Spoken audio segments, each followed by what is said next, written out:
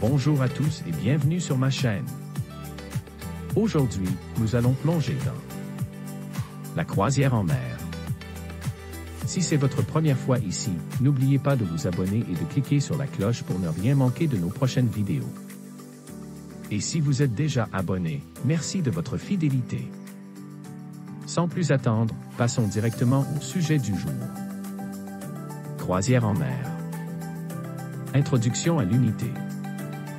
Objectif de l'unité.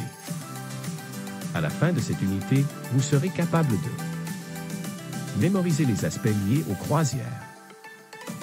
Identifier l'histoire du transport fluvial au Brésil. Expliquer les principales caractéristiques et spécificités de chacun des principaux sites touristiques fluviaux du Brésil. Chers étudiants, nous terminerons le sujet système de transport avec l'unité 4, qui traitera des problématiques liées au transport fluvial appliqué au tourisme. Dans cette unité, nous verrons les principales caractéristiques des croisières maritimes, du transport fluvial, qui s'effectue sur les rivières, et des principaux sites touristiques fluviaux du Brésil. Connaissez-vous ce type de transport? Dans votre région, utilisez-vous des bateaux pour vous déplacer d'un point à un autre? Avez-vous déjà utilisé un type de transport fluvial? Il y a de tout, des grands cargos ou bateaux de croisière, qui peuvent transporter des passagers, aux petits canoës ou bateaux, qui transportent une ou deux personnes à la fois à chaque voyage. Dans cette unité, nous comprendrons l'histoire du transport fluvial, les prévisions d'investissement dans le secteur, l'offre et l'exploitation de croisières maritimes sur la côte brésilienne et les principaux sites touristiques fluviaux du Brésil. Vous souvenez-vous du film Titanic? Le navire Titanic a été construit pour être le plus luxueux et le plus sûr de l'époque. Cependant, lors de son premier voyage, il est entré en collision avec un iceberg, coulant avec plus de 1500 personnes à son bord. C'est ce type de navire que nous aborderons en classe 1, les croisières en mer. Nous y verrons quelle est l'infrastructure de transport maritime, son marché touristique, les types de navires et de touristes qui utilisent ce moyen de transport touristique et de loisirs. Enfin, nous verrons quelles opérations, réservations et stratégies tarifaires sont utilisées pour ce service. En classe 2, vous découvrirez l'histoire du transport fluvial au Brésil, ainsi que son actualité et ses tendances. Pensez-vous que ce type de transport est plus durable que d'autres? Vous verrez également quel impact ce type de transport peut engendrer, qu'il soit positif ou négatif pour l'environnement et la société. De plus, les investissements et les éventuels conflits provoqués par le transport fluvial au Brésil seront présentés. Avez-vous déjà voyagé à des fins touristiques dans la région d'un bassin fluvial? Comment s'est passée votre expérience touristique? En classe 3, vous serez initié aux principales caractéristiques et spécificités de chacun des principaux sites touristiques fluviaux du Brésil, à savoir, le bassin du fleuve Amazon, bassin du Rio Negro et Solimo, bassin du fleuve Tocantins-Aragaia, bassin du fleuve São Francisco.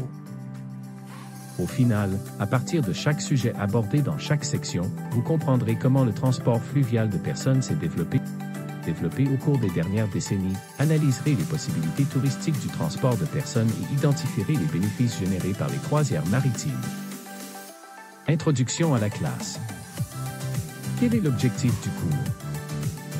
Dans ce cours, vous découvrirez l'infrastructure du transport maritime, son marché touristique, les types de navires et de touristes qui utilisent ce moyen de transport touristique et de loisirs. Objectifs généraux d'apprentissage. À la fin de ce cours, vous serez capable de identifier le fonctionnement du transport par eau au Brésil.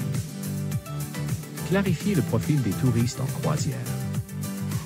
Expliquer quels agents sont impliqués dans le déroulement d'une croisière. Situation problématique. Chers étudiants, dans ce cours, vous découvrirez les infrastructures et le marché des croisières. Avez-vous déjà pensé à la taille de la chaîne d'approvisionnement impliquée dans une croisière? Ce réseau est vaste et implique différents types d'entreprises, depuis les entreprises de régulation, qui sont des organismes publics, jusqu'aux entreprises de fourniture de carburant, en passant par les entreprises de produits alimentaires. La majorité des croisières qui passent par le Brésil proviennent de l'extérieur du pays, c'est-à-dire qu'une croisière peut être considérée comme une compagnie internationale. Costa Fascinosa, par exemple, est italienne, tous les services et produits vendus au sein de la croisière sont reçus en dollars, précisément parce qu'il s'agit d'une entreprise internationale. Imaginez maintenant qu'un navire accoste au port de Santos pour embarquer des touristes, mais pour que cela se produise, plusieurs autres entreprises devront travailler, agents de sécurité portuaire, employés du port, police fédérale, puisque la croisière se déroulera dans les eaux internationales, même si elle se déroule sur la côte brésilienne, entre autres. De plus, il y aura du ravitaillement à bord du navire, carburant, nourriture, boissons, entre autres. Imaginez maintenant que vous faites partie de ce réseau opérationnel en tant que consultant pour une agence de voyage. Cette agence de voyage a vu une opportunité de marché dans le transport par eau au Brésil. Cependant, le propriétaire de l'agence n'a toujours pas beaucoup de connaissances sur le marché et vous a engagé pour l'aider dans la recherche de meilleures options de services impliquant ce type de transport au Brésil. Tourisme brésilien. En ce sens, le propriétaire de l'agence doit étudier le marché du tourisme nautique, qui comprend le tourisme fluvial, c'est-à-dire le tourisme réalisé par les rivières, et le tourisme maritime, réalisé à travers des croisières.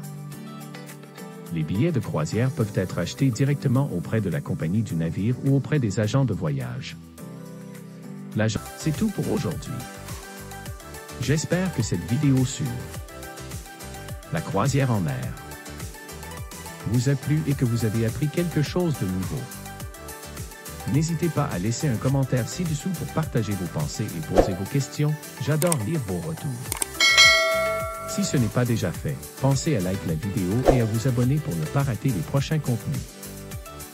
Merci d'avoir regardé et à très bientôt pour une nouvelle vidéo.